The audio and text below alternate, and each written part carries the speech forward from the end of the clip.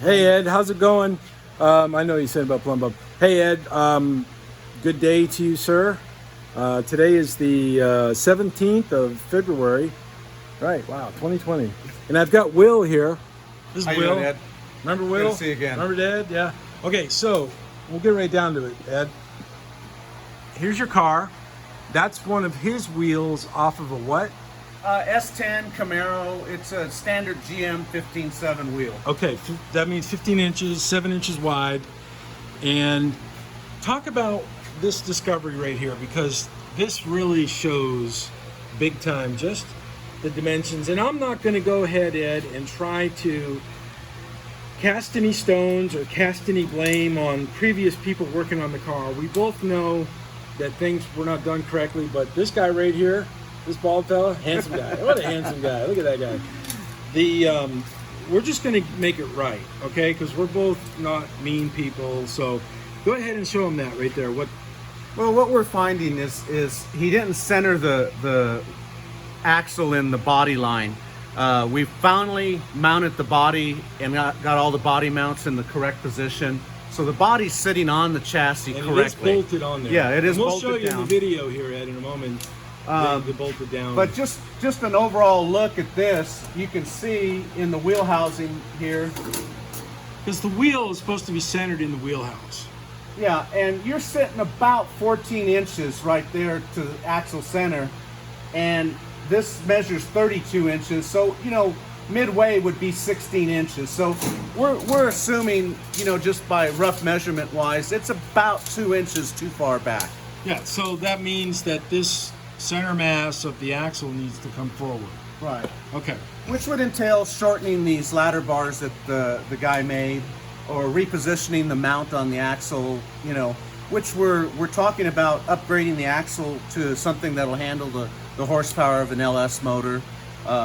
We talked about a Ford 9-inch housing because it's very popular, very easy to swap gears. We can get the axles drilled correctly, and everything will be very easily adaptable to this car. Now, that's a good point. Now, I want you to show Ed on his original wheels something that I never ever noticed. Yeah, these are obviously 49, 50 model wheels, and you know they're just a smoothie regular steel wheel. But what I was showing Donnie is they use an old style clip for the hubcap, which you cannot get hubcaps for these. Your aftermarket hubcaps mount differently, which is not a big deal. The big deal is that For safety, let's talk about the safety. this is a riveted wheel, which they've upgraded from riveted wheels. Normally with the rivets, you'll have a tube type wheel, which this is a tube type wheel. Not really meant to be run with modern radial tires or anything. And as cheap as aftermarket wheels are now, you can get a steel smoothie wheel like this. I think we looked, they were about $60–70 a piece, unpainted. Of course, you'd have to paint them and get hubcaps. But the big deal is the rivets Yeah, make it unsafe, and the offset is incorrect. and I don't believe they'll clear the disc brake calipers once we get those put on the front. Or the rear, because Or the rear, yeah. because we're going to go with the new rear end in the back, and might as well go discs. Yeah, discs are just as cheap to purchase a disc brake kit Yeah. as it is to buy the original drums and shoes. And your braking is much better. Much better. Because you got this up front, might as well put them in the back. Let's jack this up a little bit and show underneath just... Now, Ed, there's something you got to know. A friend of mine, Mike, he's just a guy that comes around and hangs out. He noticed this right here, the pinion angle. Now,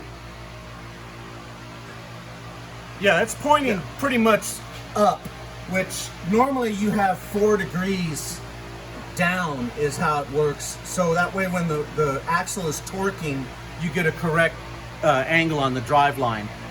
This would be okay if it was a jacked up 4-wheel drive truck, because they will angle them up on those. But on a regular street vehicle, street car, this is not acceptable.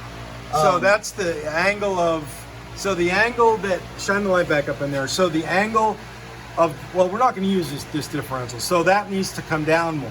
Right. That's what you're saying. Okay. Yeah, we'll have to realign all this stuff. Well, Once we get a new housing. Yeah, because this rear end's going to go away. So that means that these brackets will have to just cut the welds off and just moving forward a little bit. Yeah, that's an easy fix. Now let's talk about this frame right here. Let's come over here and shine the light on this end. Naturally, You're going because to blind it. You're going to bring the light over here. And then just talk about... naturally what he did is by centering the axle where he did, now we have an issue with this notch that he notched the frame. So we're going to have to modify this a little bit. Not a big deal. We'll have to cut this rear portion out here and basically gusset it. And then build it up right here in this, Exactly, this yeah. empty area right there. Right in here. So it'll look sort of like the flashlight. Imagine the flashlight being the added metal. And then here where the flashlight is would be where the cut would be. You just kind of, you're going to remove this squareness, correct? Yeah, Yeah. and we'll box that all in and reinforce it and make it it'll be right. Plenty So strong. this is still serviceable. We just need to modify it a bit. yeah. Now, given the last guy just a little break on this, he didn't mount the body to the frame. He put screwdrivers through the holes to align it, and that didn't allow it. And plus, he didn't have a lift like I have a lift here, which really helps out tremendously on this. Now let's go underneath and let's show him the mounting tabs under here. And you can see here we've got the rubber pads in place to support the body.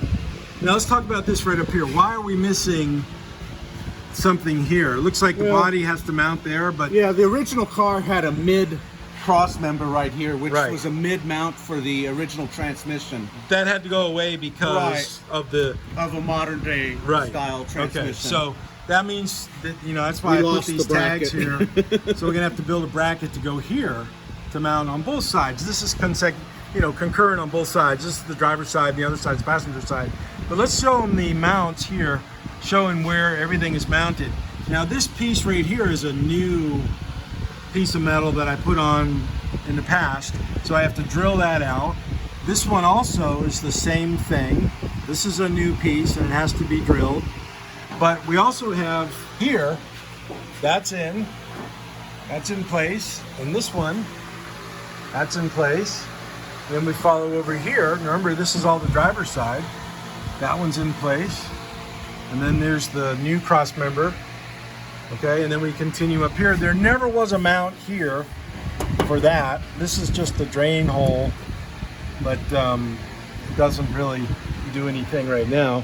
So, and then we consecutive over here, build a brace right here off the frame into here. And I've got some ideas what I'm going to do with some of this metal here to make a brace. But we have consecutive mounts here that mounts up. And then we have to, these are new, a new support strut. All this is all new right here because your old ones were rotted. So I got to, drill it out, and then, the threads are in there, put threads in there, or weld in a set nut. But this comes back here, and this is welded, or excuse me, this is mounted securely, as is this one. So that means that the body is mounted on the frame correctly, and back here we still have to make some mounts because where the rear of the frame mounts up to the rear of the body. And you can see this is all consecutive, this is all consistent with the size of the vehicle. We'll drill a hole right here, build a mount right there, and we'll be good to go. So the whole thing is mounted, and let's talk about the rear end from this angle. So we need a 50, this is a 58 inch, correct? Yeah, this is 58, and that was the reason we got some original equipment wheels, is to make sure that we didn't need to go any wider on the rear end, because the original red wheels that were on here, these 1949 wheels, are not the right offset, and they were hitting the frame. It causes which that means is that the wheel causes the tire to sit more on the inside.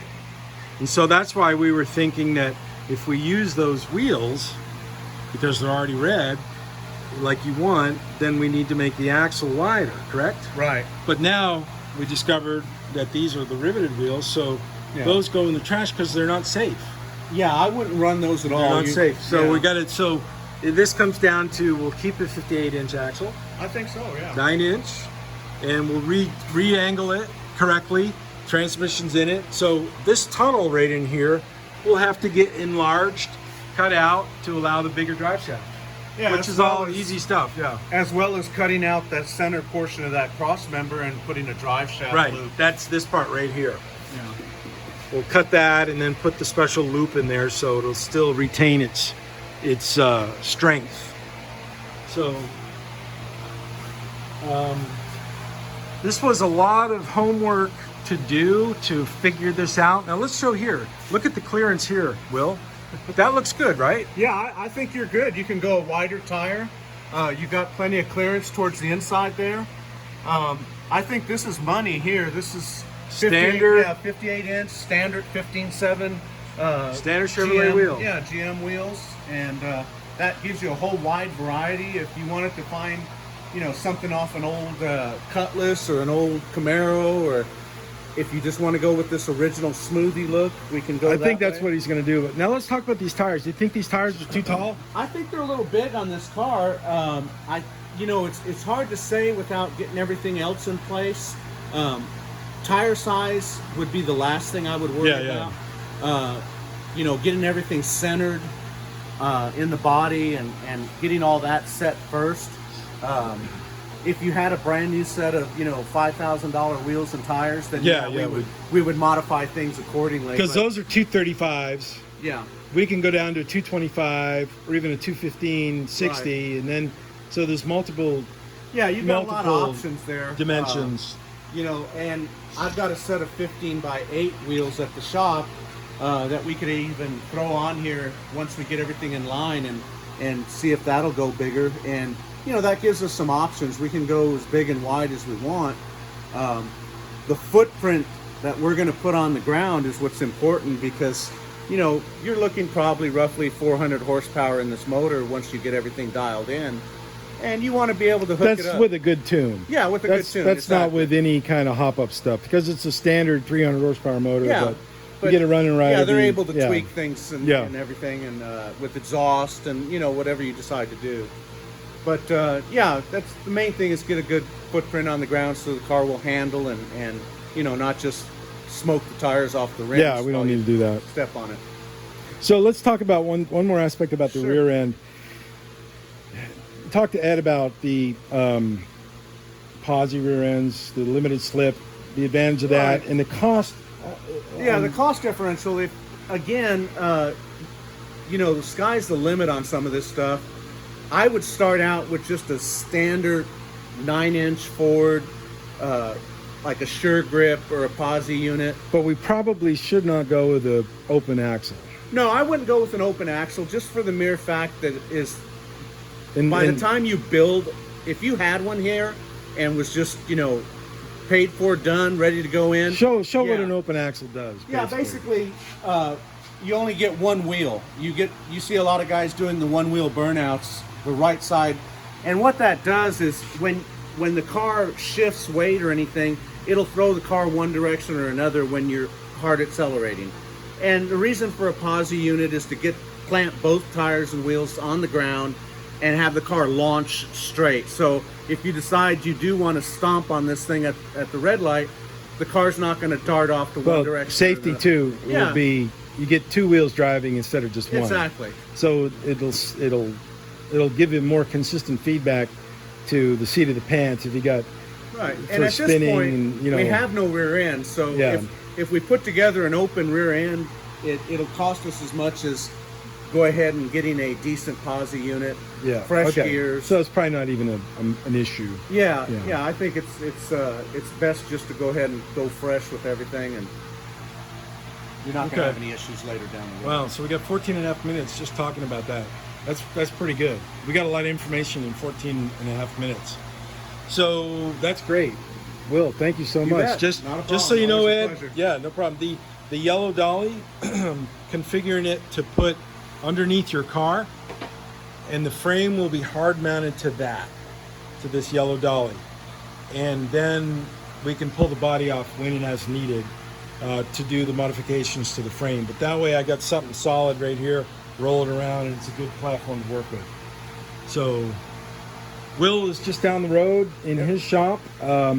He comes by whenever I need him to for a few hours, and extra set of hands, extra set of knowledge and wisdom and stuff, which is really good, which I like. So Ed, thanks so much, and we're getting your car done. And it's been a long journey, but a lot of delays, my delays, and a few of yours, which is life. But we're gonna get it done, okay? So Sounds take good. care, Ed. Take care. See ya, bye.